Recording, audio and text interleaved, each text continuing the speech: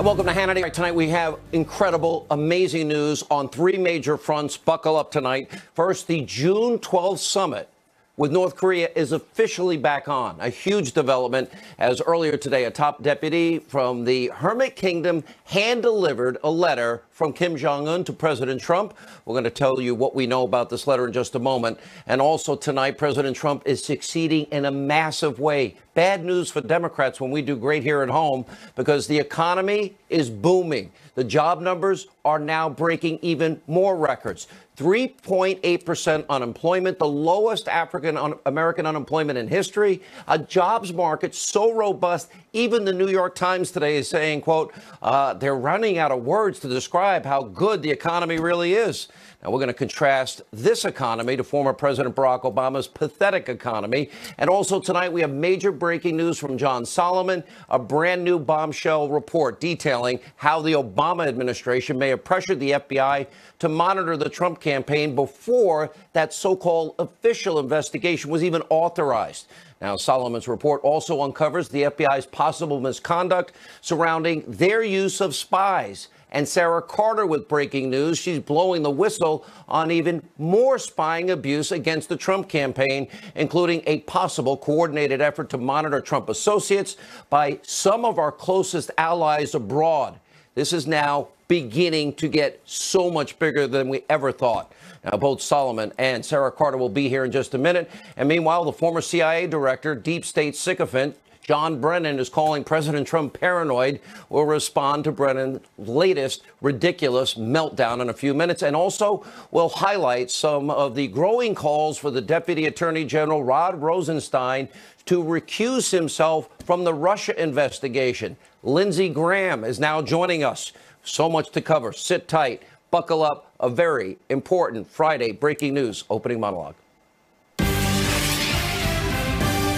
All right, tonight, major progress on three big fronts, especially with the president and North Korea and the negotiations. The June 12th summit is back. Now, only hours ago, a top lieutenant from North Korea named Kim Yong-chol hand-delivered a personal note to Kim Jong-un, to President Trump. And according to the Wall Street Journal, this note was described as fairly basic, but reportedly expressed Kim Jong-un's interest in holding the nuclear summit.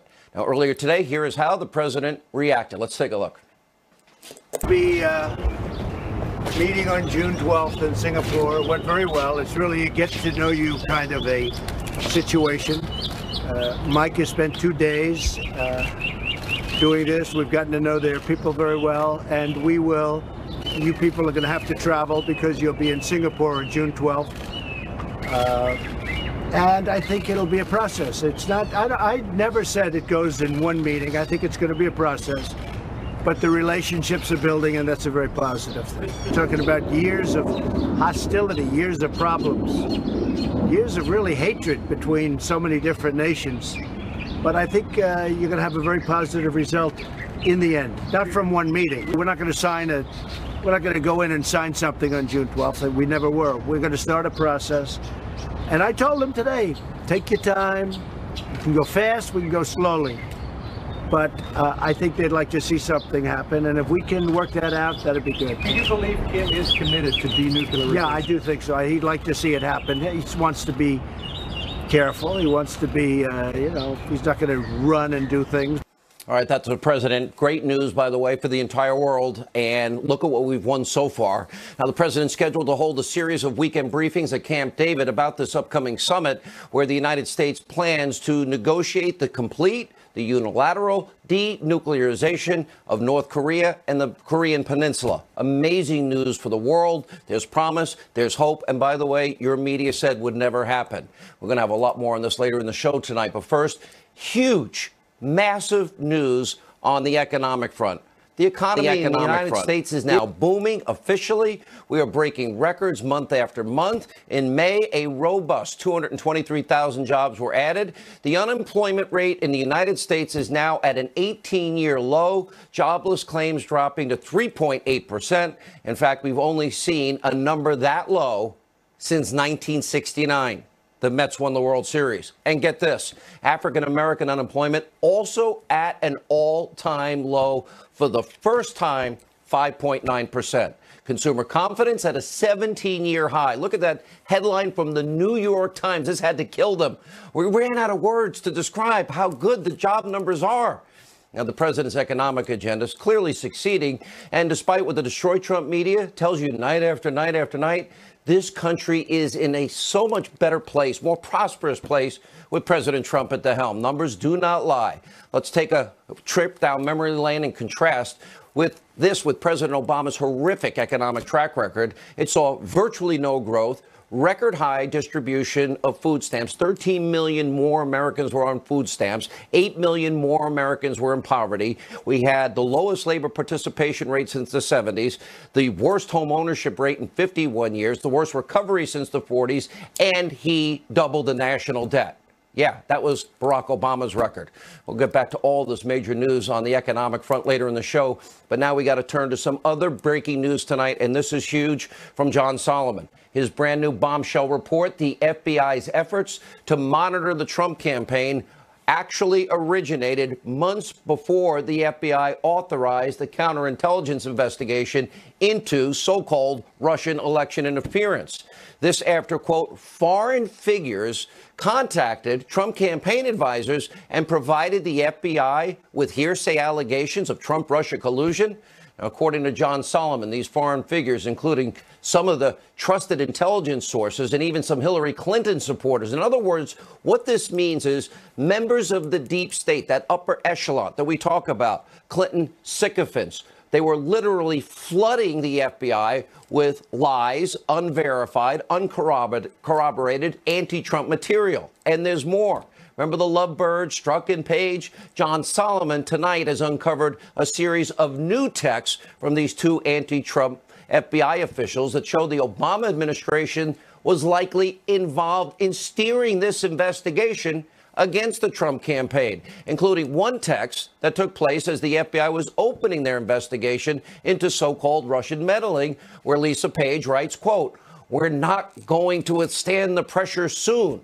And then Page and Strzok also expressing fears that Obama would, quote, hijack their investigation or leak details to the press. And in another text from Peter Strzok, he indicated that the Obama administration was very much involved in the FBI investigation, writing, quote, "The White House," meaning the Obama White House, "is running this." So what did Obama know? When did he know it? What did his inner circle know? When did they know it? It's now time to put the former president and his entire team under oath. Now, Sarah Carter also tonight, another new report and bombshell detailing the possible connection between an international spying alliance called the Five Eyes. You can't put this in a novel. And the rampant surveillance of the Trump campaign. It's even bigger than we thought. After all, as Solomon and Carter both reported, the investigation into Trump-Russia collusion, remember, it originated abroad in London. Now, the United Kingdom is a key member of this Five Eyes alliance. And despite all of this, you got the lunatic, former communist, former CIA director under Obama, John Brennan, now calling President Trump paranoid for expressing concerns over deep state spying. We already know it's true. How could it be paranoid? Sounds like he's very defensive. Take a look. I think Mr. Trump has demonstrated a paranoia and insecurity, as well as a real concern about the investigation that is underway. Certainly his tweets do not seem like they're coming from a person of innocence and confidence. Mr. Trump is going to promote his narrative. He certainly is going to continue to try to discredit the FBI and the CIA and others. But I think, make no mistake about it, the American justice system, I think, is going to prevail in this endeavor to get to the bottom of who might have been collaborating and working with foreign actors to try to undermine the integrity of the election. All right, remember, this is the same John Brennan who went on national TV a few months ago and told the world that Donald Trump should be very, very worried. Sounds like a deep state threat. Take a listen. I think he's afraid of the president of Russia. Why? Well, I think one can speculate as to why. That the Russians may have something on him personally that they could always roll out and make his life more difficult. Clearly, I think it's important for us to be able to improve relations with Russia. But the fact that he has had this fawning attitude toward Mr. Putin has not said anything negative about him. I think continues to say to me that he does have something to fear. All right, putting John Brennan's blind contempt and hatred for President Trump aside, we have even more revelations to bring you showing that the deep state is starting to crack. According to a new report, the Wall Street Journal's Kim Strassel, there are now serious issues with the FBI's, quote, Papadopoulos, who nobody ever heard of, and that narrative after the alleged informant in the case publicly contradicted the FBI's own claims that the one-time low-level Trump advisor discussed the hacked Democratic emails. And remember, the now infamous 2016 Trump Tower meeting between Donald Trump Jr., a Russian lawyer, a Russian-American lobbyist, and a few others? Oh, we have new information recently unearthed, a transcript from a 2017 Senate hearing that the Russian-American lobbyist admitted to personally knowing Hillary Clinton and some of the people who worked in her campaign. So what was someone who knew Hillary Clinton doing in that meeting? Is the media going to report on that? It's unbelievable. Gets more insane every day. We'll have more on this also later in the show. Also tonight, let's turn to the Deputy Attorney General, Rod Rosenstein. You know, the guy that said Comey should be fired, the guy that signed the last FISA warrant based on the phony dossier that Clinton bought and paid for. She used a foreign agent to put together, funneling money through a law firm, then to GPS, then to the foreign agent. Russian lies, Russian government lies to manipulate you, the American people. Well, last night we showed you how Rosenstein's clear conflicts of interest surrounding this ongoing Russia probe, specifically, you know, his key role in firing Comey. He's witness A in that whole investigation, and he's the one that appointed Mueller. Now, finally, people in D.C. are getting what we have been telling you. There are growing calls tonight for Rod Rosenstein to recuse himself. That includes Senator Lindsey Graham. Welcome aboard, Senator. He is asking three very important questions. Quote, do you consider yourself a potential witness in the Mueller investigation regarding the firing of Director Comey by President Trump? If not, why not? He recommended it. Yeah, he's a witness. And if so, by the way, you should recuse yourself from further interactions with oversight of the Mueller investigation. Thankfully, finally, someone saying what we have been saying and calling for over and over for months. The Deputy Attorney General, Rod Rosenstein, it's time for you to answer those questions. We know the answers, and then recuse yourself and get out of the way, because you are the most conflicted person in all of this, not the Attorney General, Jeff Sessions. And by the way, great news for me tonight. Pay close attention. Remember when Senator Chuck Schumer said that you better not mess with the intel community because they're going to get you 6 ways to Sunday? This is great news for me. Best-selling author Jerome Corsi. He's the author of this book. It's out now in bookstores, on Amazon.com, BarnesandNoble.com. It's called Killing the Deep State. You might remember him. He was back. Remember the group against John Kerry, Vietnam Vets for Truth? He was one of them. He's saying that yours truly, that I, Sean Hannity, am the next target of the deep state. Wow, isn't it so great to know that these corrupt officials with their backs against the wall, that are desperate people do desperate things, the people that have the most powerful tools of intelligence, they're now going after me. Okay, really? So sadly, after all we have learned, you know, now we have Jerome Corsi's prediction. It doesn't surprise me. Isn't that sad? Are we the United States of America, or are we going to be the former Soviet Union, or are we going to be Venezuela? I promise you this one thing. I'm never stopping, ever. Here to help break down this damning new report is the Hill's John Solomon. John, good to see you, sir. Quick question. You think Corsi could be right? I don't know. I hope not. I hope that people stay within the law at all times, right? You don't want to see freelancing or retribution. Haven't you been told by people that certain things were happening to you?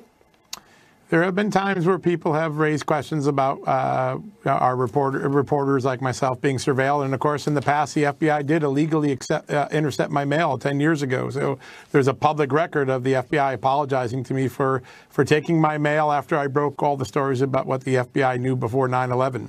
Yeah, that's pretty scary. And again, if that's the case, if people that are trying to get to the truth and exposing corruption then become targets of the deep state and those that have these tools of intelligence, you could say goodbye to the Constitution because it doesn't exist. And well, let's hope that's not the case. And by the way, you might have been unmasked, right? Don't know. I don't have any evidence of it, and I try to stay focused on what I can report. Yeah. Yeah. All right. London bridges falling down, curious origins of FBI's Trump-Russia probe. This is huge, including the new struck page memos that you've discovered. Let's talk about it all. Yeah, no, it's a great question. Whenever something's going on in Washington and people tell you there's no political pressure, I just don't believe it. There's always political pressure in Washington when there's something as big as a hot football like the Russia election investigation. And these text messages are really the first to really get at the idea that FBI agents felt political pressure. They were worried that they used an expletive to describe their brethren at the Obama Justice Department might be leaking. And probably the most seminal and most important text message that has raised a lot of concern with the people I talked to is a declaration after a meeting at the FBI on August 5th that the Obama White House, quote, is running this thing. And we don't know what that means yet, except that you can interpret that the FBI agents had some fear that the White House was somehow going to become involved in the Russia case. And that's the first word that we've seen in a documentary sense that suggests that. John, what you're saying here, and if we just look at the face of the struck page text here, right, they're pinning this whole thing on the Obama White House, that the Obama White House is running it. Now, they certainly have that fear. Yeah. What's that? They have that fear. They feared at that moment that this was about to be politically hijacked, either by the CIA, the Justice Department, or the White House run by Barack Obama. That's part of it, but don't they at one point say that it's being run? And my interpretation is they're saying it is being run there. Somebody said in a meeting that they went to that the White House is now running this. That's right. That's what they came back and said in that text message.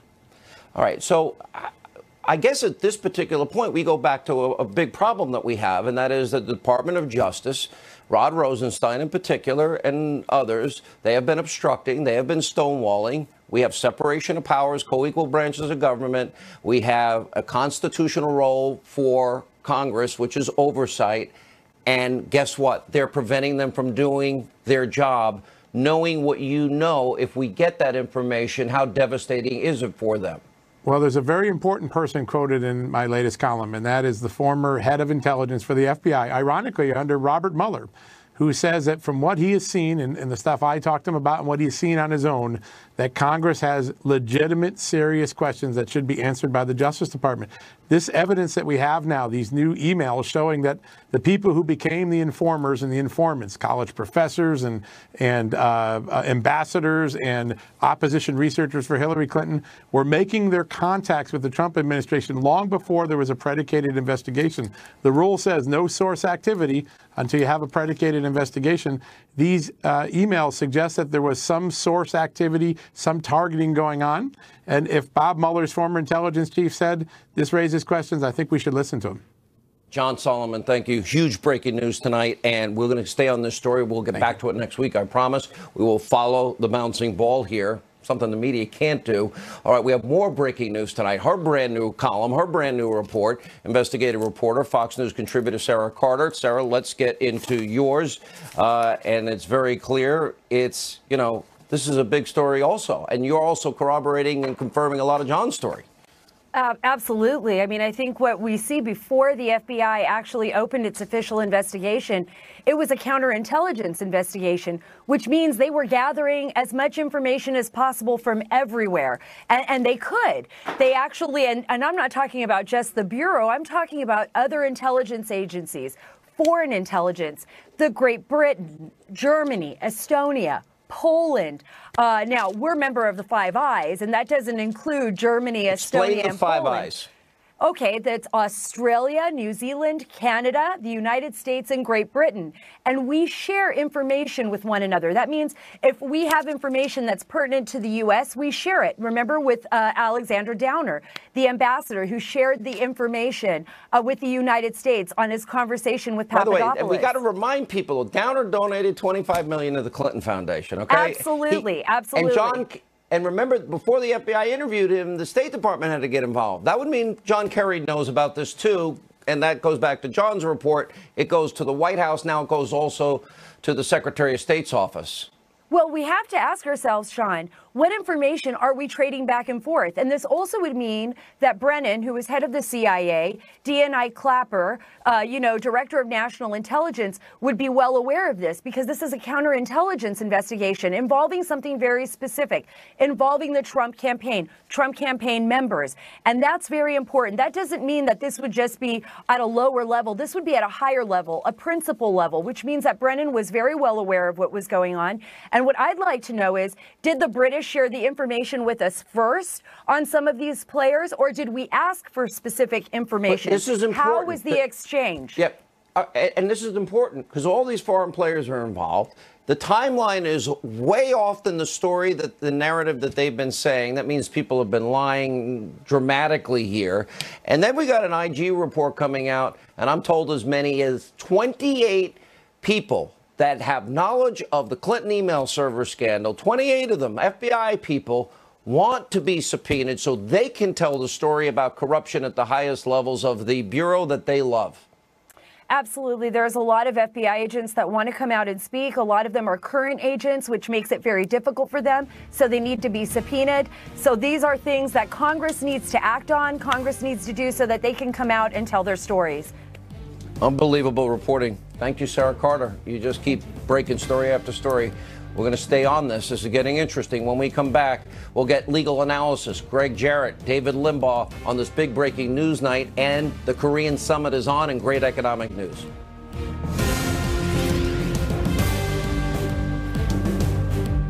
Reaction to tonight's opening monologue, we have attorney David Limbaugh. Full disclosure, even though I said it 1,000 times, David has done all of my contracts in radio and TV. Also, the author of the soon-to-be #1 New York Times bestseller, The Russian Hoax, The Illicit Scheme to Clear Hillary Clinton, Frame Donald Trump. Fox News legal analyst Greg Jarrett.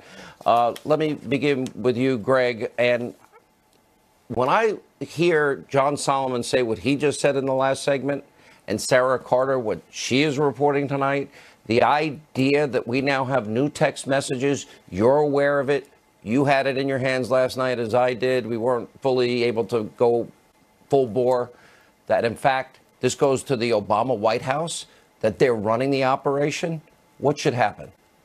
Well, look, it's very obvious that the CIA Director John Brennan, James Clapper of the DNI, and the Obama White House, and likely the president himself, were all in on this.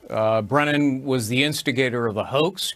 He grabbed a hold of the fictitious anti-Trump dossier with his teeth, and he ran with it, propagating it on Capitol Hill, trying to damage candidate Trump, and then thereafter trying to destroy his presidency. And whenever he shows up on television, as he did yesterday, bashing Trump, he only reinforces the notion that he was the guy with the most to gain. He wanted to perpetuate his own power. Communist? Pardon me? Oh, yeah. Did he vote for? Oh, yeah. How did he become the CIA director in the first place? Why do I think a communist, a CIA director is a little dangerous? Let me go to this whole issue. The whole narrative, David Limbaugh, was about Papadopoulos and Downer getting drunk together, as Greg said the first time, four-way hearsay. And we now know Downer they had to thread a needle. The Kerry State Department's involved, so that means, again, the timing is off, the timeline is off. The whole story is crumbling. It began a lot earlier, but Downer's also a guy that donated $25 million to the Clinton Foundation. So we got some huge conflicts again here. Yes, and there's a suspicious amount of Clinton involvement in all this supposedly neutral FBI investigation. Not only was Downer, had he donated $25 million to the Clinton Foundation, this Russian lobbyist in the Trump Tower meeting had Clinton ties. And back to your point about the Obama involvement, why is it so hard to believe about Obama, who was willing to weaponize and politicize the IRS and EPA, that he would do so to the DOJ and FBI? Strzok and Page, we now know from these texts, feared Obama wanted to hijack the campaign. We know from the investigation. We know from previous texts that he wanted to know everything. They were worried about him being soft on Russia, which is very ironic through all this. And we now have FBI agents, according to Sarah Carter, who want to come forward and tell on the record some of the improprieties. There is no way, and I think... Yeah. Go ahead, finish. Yeah. Yes, sir. I don't think there's any way that Trey Gowdy is right about this. If he were right about this, and I have a lot of respect for him, that there wouldn't have been such an effort to protect Hillary Clinton. If it was just neutral spies, they would have issued a protective briefing to Donald Trump. And we would have known a lot more about it. Exactly. All they had to do is go to Trump. This is what makes it all so sinister, and it's starting early. Their timeline is off, Greg. They changed the rules, the Obama administration. If we remember, they were sharing this intel with agencies, 16 or 17 of them, which they had never done before. And the whole Papadopoulos, issue is just blown out of the water. Yeah, the FBI, with the help of a complicit New York Times, perpetuated this myth that it was Papadopoulos. That's an outright lie. They're trying to conceal the truth. Yeah. Why, all right, guys, we're why going to have did to they leave lie it. about? Yeah. Okay. That's for David. Why did they lie about Papadopoulos having emails when all he said was he heard they had dirt on him? Why all these suspicious lies if they weren't trying to set up Trump? It's all falling apart. These stories are blockbuster. We'll have a lot more coming up. All right. Also, we got the North Korean summit on. Great news on the economy. The deep state's crumbling. And outrage tonight. All these people on the left, their vile comments. Samantha Bee about Ivanka Trump. We got Geraldo Rivera and much more. Stay with us in the latest about North Korea. Feel the clarity of non-drought. America's News Headquarters, I'm Trace Gallagher. We're learning new information tonight about President Trump's decision to launch those airstrikes against Syria in April. The Justice Department is advising the president the strikes on 3 military sites in Syria was legal. Government lawyers concluded the president had, quote, reasonably determined that the airstrikes were in the national interest and would not constitute war. That's based on information from a report released earlier today. And there may soon be a summit between President Trump and Russia's President Vladimir Putin. The Wall Street Journal reporting that the White House is planning on the meeting to ease growing tensions between the two nations. The proposed summit is in the early stages and would likely focus on Syria, nuclear arms control, and Ukraine. The nations must also agree on a location and a date. If news breaks out, we'll break in. I'm Trace Gallagher. Now back to Sean Hannity. All right, so liberal TBS host Samantha Bee on Wednesday night launched a vile, disgusting, vicious attack against Ivanka Trump. Watch this. Ivanka Trump, who works at the White House, chose to post the second most oblivious tweet we've seen this week. You know, Ivanka, that's a beautiful photo of you and your child, but let me just say, one mother to another, do something about your dad's immigration practices, you feckless. He listens to you. Put on something tight and low cut and tell your father to stop it. Tell him it was an Obama thing and see how it goes, okay? Now, although both TBS and Samantha Bee have apologized, she's facing a major backlash from critics who see a double standard in the wake of how Roseanne Barr was treated and so many others are treated. And we talked a lot about this earlier in the week. Even the president weighed in on the controversy, tweeting out, why aren't they firing no talent Samantha Bee for the horrible language used on her low-rating show? A total double standard, but that's okay. We're winning, and we'll be doing so for a long time to come. However, some on the left are sticking up for Bee, even trying to protect her. Look, the Television Academy reportedly blocked the media from attending an event last night. She was honored last night. And meanwhile, speaking of liberal double standards, well, CNN grandstander Jim Acosta keeps proving his anti-Trump bias. Listen to what he said about President Trump's meeting with Kim Kardashian on prison reform this week. Take a listen. Forget about the fact that Kim Kardashian is here at the White House today and what planet that is anything resembling normal, because it's not. She shouldn't be here talking about prison reform. It's very nice that she is here, but that's not a serious thing to have happened here at the White House. Actually, if you read the case, it's actually a really serious matter. And Acosta, by the way, sang a very different tune while covering the singer John Legend's activism on prison reform when Barack Obama was president. Real consistency, Jim Acosta. I'm going to push the president to get more involved in criminal justice reform. I'm going to suggest some ideas that we think could help improve the situation. If you change your mind about running for office, give CNN the scoop. I will. I will. John Legend. Don't hold your breath. Don't hold your breath. We might just a little bit. But John Legend, thank you very much for your time. We appreciate it. It was great talking with you. Thank you. All right, here with reaction, former White House Press Secretary Sean Spicer, author of the bestseller The Geraldo Show, Fox News correspondent at large Geraldo Rivera, and South Carolina Republican Governor Henry McMaster is with us. Geraldo, let me start with you, because this is really interesting. If you look at the case in particular, this was a first offense, lifetime sentence for a woman who had a lot of personal problems, needed money, got involved in drugs. I actually think the case that Kim Kardashian was pushing was a very powerful one and one we really need to pay attention to. Oh, I think there's no doubt that Kim Kardashian's appearance at the White House was totally appropriate. I mean, Sean Spicer can answer that a lot better than I, but it just seemed to me that she was really bringing attention to a very necessary issue, one the White House has now been grappling with thanks to this new legislation on sentencing reform and so forth. A lifetime sentence, no parole, no possibility of parole. She didn't murder anybody. So I really do think that Kim Kardashian's visit to the White House was absolutely appropriate.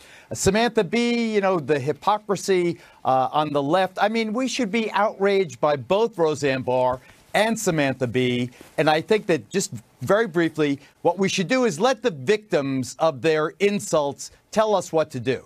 Valerie Jarrett has responded very graciously to Roseanne Barr. Ivanka Trump has been beyond gracious when it comes to Samantha Bee. Maybe, you know, when they grovel and they beg forgiveness, maybe we give forgiveness, Sean. I have a Christian view today.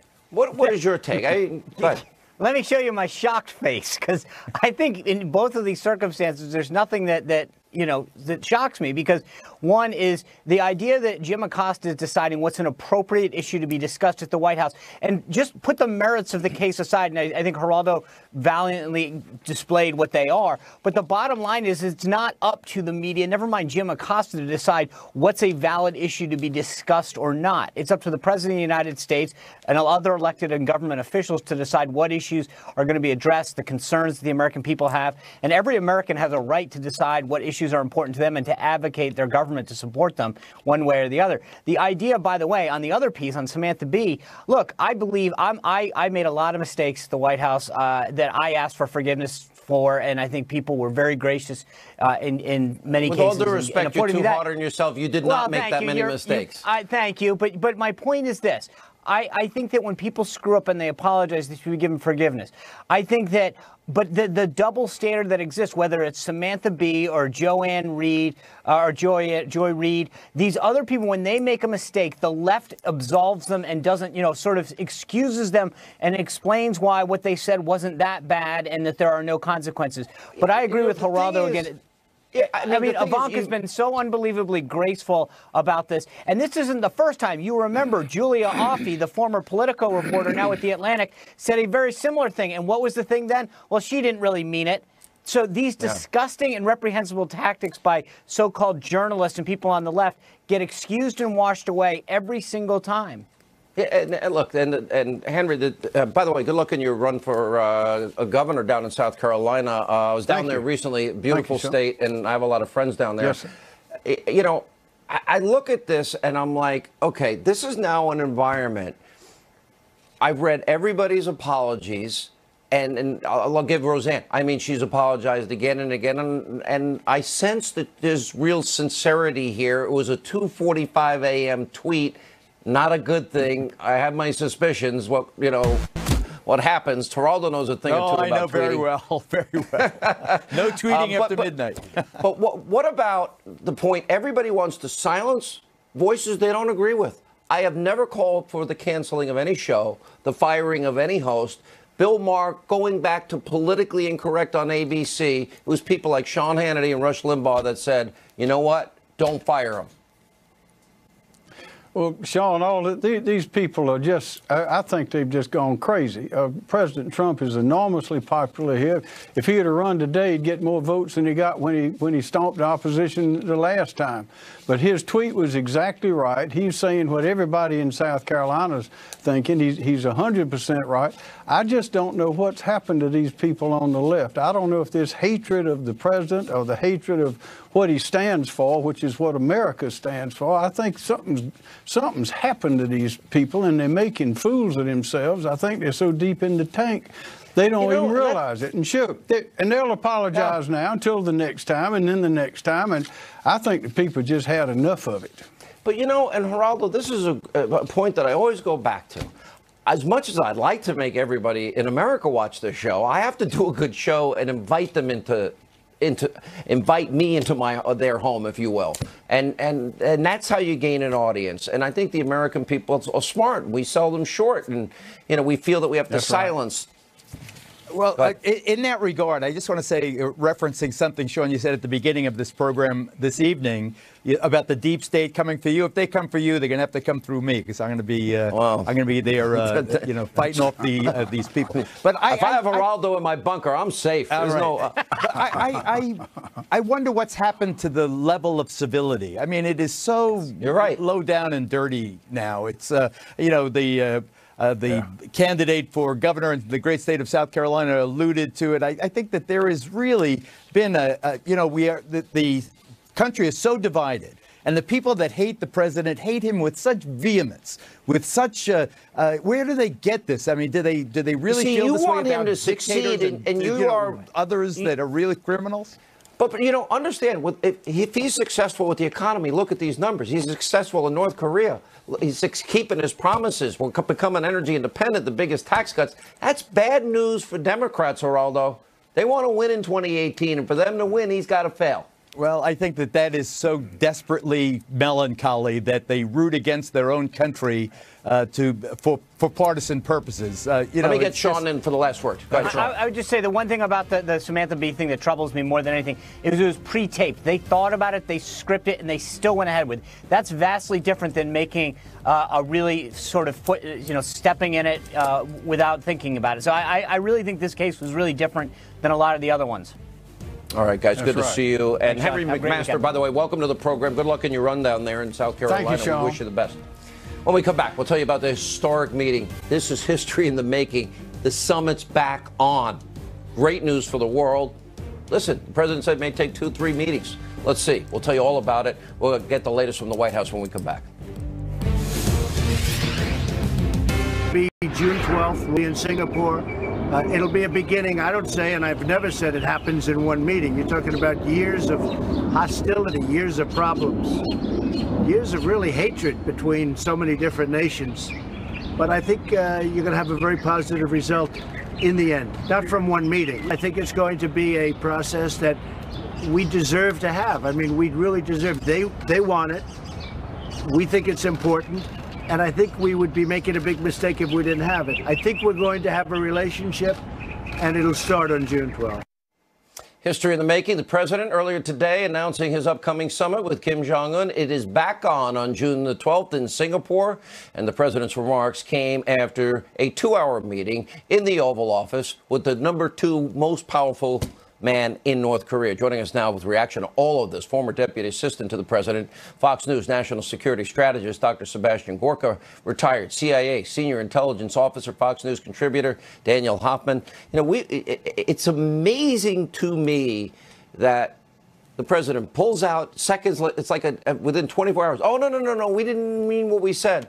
We got a missile launching site being dismantled, Kim crossing the DMZ, the first time in 18 years, high-ranking officials in the United States. We got the hostages released, and no missiles are being fired over Japan or no threats to the world at this moment, Dr. Gorka, and he didn't pay a dime. It's remarkable. Yes, let alone billions of dollars. Imagine if this had happened any time in the last 25 years, whether it was Republican administration or Democrat one, if a summit had been cancelled, the normal diplomatic protocols would have meant that it would have maybe happened a year from now or 18 months from now. Good point. The president cancels it. He has a very hard letter. He plays hardball, but he leaves that last paragraph open saying, this is so important to both of our countries.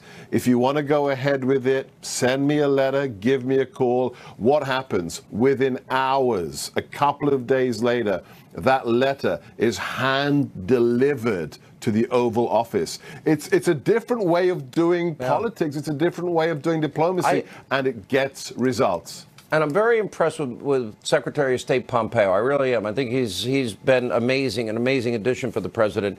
You know, Daniel, we were discussing this. I think the president, you were concerned going back a few weeks that you wanted to make sure the president didn't overpromise, underdeliver, although we've already gotten a lot out of North Korea in a good way. And the president was very clear this is a process. Nothing will be signed on June the 12th, that it may take. It would be great if it was one meeting. It would be great if this happens, but it may not. And it may take 1, 2, 3, 4 meetings. They can go as fast or slow as they want. Right. I was a little concerned at the beginning that I think our citizenry might have expected immediate results. And this is an extraordinary, difficult challenge for us. But what I would really highlight is today's meeting, which was just so valuable for us.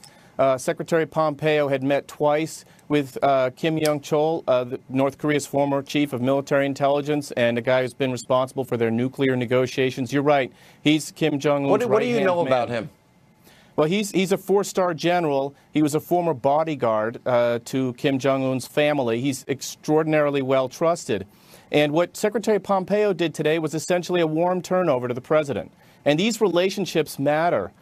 This is what we base our productive negotiations on, these sorts of high-level relationships on which we can build for... And Daniel, as you're speaking, I remember I was watching this live today. If we can keep that up on the screen, what we were just showing, and that's the president literally walking him out to his car. You could read how friendly this all was. You could see, you know, it was supposed to be hand over the letter and leave, as the president said, but it ended up being a 2-hour meeting. Sounds a lot like what the meetings that were scheduled with the president of China. Started out as 10 minutes, 15 minutes, half hour. They go on for four hours. Right. So clearly, there's something going on here. And tactically, it makes so much sense. You know, we relied in the past on 6-party talks.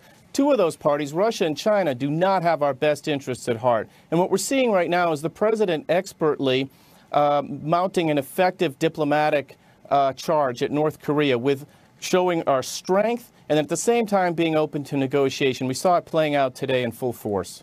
Yeah. As you were watching this unfold today, Dr. Gork, I'm just curious because you know this president so well, and so many Americans, especially those on the left and in the media, do not understand he is the negotiator. He is. He's a people person. Read the book, The Art of the Deal. The first chapter is a day in the life of Donald Trump. And in it, he's constantly meeting people. They count the number. He makes 40 phone calls in that day as he's building his empire. It's always about results. And then it was about building Trump International. Now it's about getting America back on track. And in the last year and a half, he's been crushing it. All right, guys, really good to see you. Appreciate it. Amazing. Economy's great. North Korea is back on. Oh, and the deep state is crumbling. Good news. We'll continue right after this.